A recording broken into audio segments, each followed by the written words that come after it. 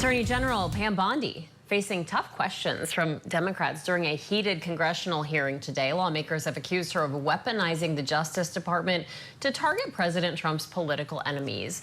Scripps News congressional correspondent Nathaniel Reed is live on Capitol Hill with us, tracking today's hearing. Nate, for those of us who are catching up right now, maybe just tuning in, what have the biggest points been made during this hearing, and how confrontational have things been? Look, quite confrontational, and I mean that was kind of the moniker that this hearing is. You know, the judiciary hearings are typically fairly confrontational. This one proving to be no exception right off the top. The top Democrat of that committee, Senator Dick Durbin of Illinois, the ranking member, getting into it with Pam Bondi, making clear, asking questions about the Trump administration's decisions in recent days, immigration raids, the deployment of troops, and the National Guard to various American cities, especially blue cities. And they had a, kind of pretty fiery exchange within the first, 10 or so minutes of this hearing. Take a listen. The word is, and I think it's been confirmed by the White House, they are going to transfer Texas National Guard units to the state of Illinois. What's the rationale for that? Yeah, Chairman, as you shut down the government, you voted to shut down the government, and you're sitting here, our law enforcement officers aren't being paid. They're out there working to protect you.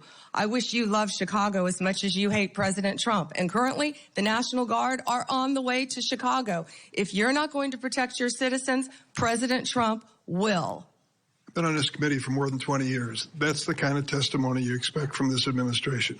A simple question as to whether or not they had a legal rationale for deploying National Guard troops becomes grounds for a personal attack. And look, Democrats have been focusing on what they view as, abuse of power by the Trump administration, the decision to send those National Guard into Democratic-run cities, especially when the governors have expressly said they don't want the National Guard there, the ongoing legal battles that are playing out.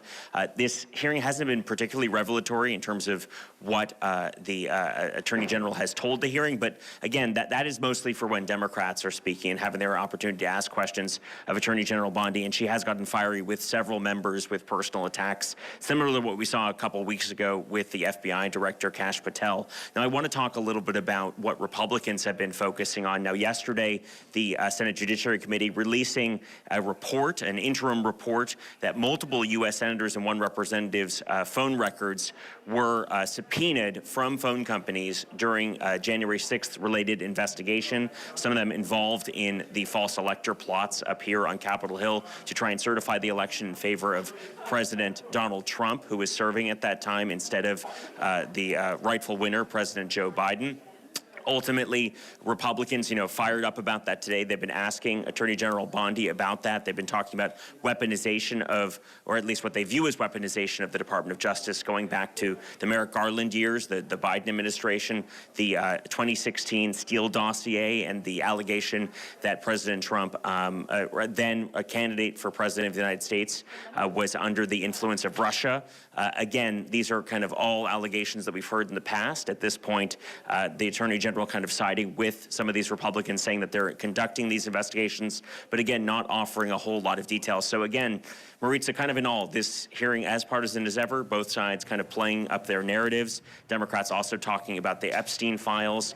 Attorney General Bondi making clear with almost every Democrat who's gone so far that she is opposed to this government shutdown, blaming Democrats for shutting down the government to appeal to their base.